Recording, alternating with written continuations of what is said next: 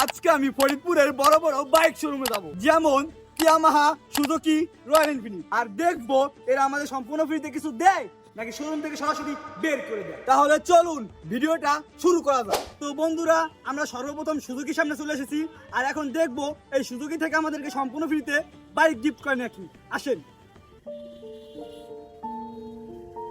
তো বন্ধুরা, আমরা সুজুকিতে যাওয়ার পর আমাদেরকে তেমনভাবে কোনো পারমিশন দেওয়া হয় না ভিডিও করার জন্য, যার কারণে অফ ক্যামেরায় তাদের ম্যানেজারকে বোঝায় বলি যে আজকে আমরা একটা ফ্রি চ্যালেঞ্জিং টাইপের ভিডিও নিয়ে এসেছি, যে সুজুকি থেকে আমাদেরকে সম্পূর্ণ ফ্রিতে যে কোনো কিছু নিতে হবে। কিন্তু তারা আমাদেরকে বলে তাদের কোম্পানি থেকে এমন কোনো পারমিশন দেওয়া হয় না তাদের যে তারা আমাদেরকে যে কোনো কিছু ফ্রিতে দিবে। তো বন্ধুরা, রয়্যাল এনফিল্ডের সামনে চলে এসেছি, চলুন তাহলে যাওয়া যাক।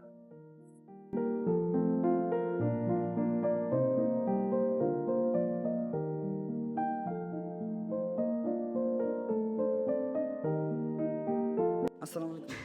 ওয়ালাইকুম আসসালাম। ভাই ভালো আছেন? হ্যাঁ, আপনি ভাই, কেমন আছেন? এই তো আলহামদুলিল্লাহ ভালো। ভাই, আমরা বাংলাদেশে ফ্রি চ্যালেঞ্জিং টাইপের ভিডিও করি, তাই আমাদেরকে অনেকে কমেন্ট করে যে বড় বড় ব্রাঞ্চ থেকে কিছু ফ্রিতে নিয়ে দেখাও। আবার কিছুদিন ধরে দেখতেছি কমেন্ট করতেছে এই যে ফরিদপুরে বড় বড় বাইক শোরুম থেকে ফ্রিতে যে কোনো কিছু নিয়ে দেখাও। এখন ফরিদপুর বড় বড় বাইক শোরুম কোনটা? এই যে রয়্যাল এনফিল্ড, আবার ইয়ামাহা আছে। এখন আমরা সর্বপ্রথমে যে রয়্যাল এনফিল্ড এসেছি যে কোনো কিছু ফ্রিতে নিতে। এখন আমরা কি যে কোনো কিছু ফ্রিতে পাইতে পারি? অবশ্যই পেতে পারেন।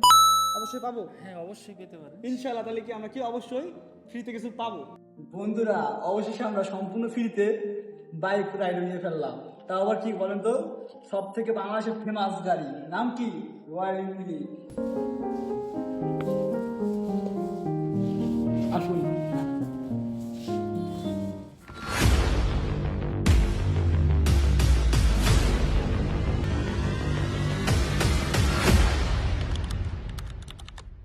বন্ধুরা, আপনারা দেখতে পাচ্ছেন রয়্যাল এনফিল্ড থেকে আমরা সম্পূর্ণ ফ্রিতে বাইক টেস্ট রাইড পেয়ে গেছি, আর এর জন্য আমরা তাকে ধন্যবাদ জানাই। তো চলুন অন্য শোরুমে যাওয়া যাক।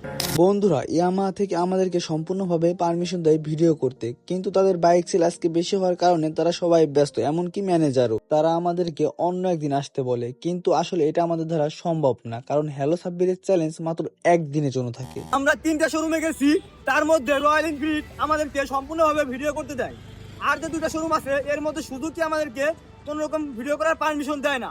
আর ইয়ামাহা শোরুম আমাদেরকে যদিও পারমিশন দেয়, বাট তাদের ব্যস্ততা থাকার কারণে তাদের সাথে আমরা সুন্দরভাবে কথা বলতে পারি নাই। তো বন্ধুরা, আজকে ভিডিওটা আমার একটু চ্যালেঞ্জিং হয়ে দাঁড়ায়, যার কারণে আমি ভিডিওটা আজকে কমপ্লিট করতে পারিনি। এরপরে কি চ্যালেঞ্জ নিয়ে ভিডিও করবো অবশ্যই কমেন্ট বক্সে জানাবে। আর হ্যাঁ, আর কখনো আপনারা মনের ভুলেও এত বড় কোনো চ্যালেঞ্জ আমাকে শুনে দিবেন না, কারণ আমি ছোট একটা মানুষ। সবাই ভালো থাকবেন, সুস্থ থাকবেন। নেক্সট ভিডিওতে আপনার সাথে আবারও দেখা হবে।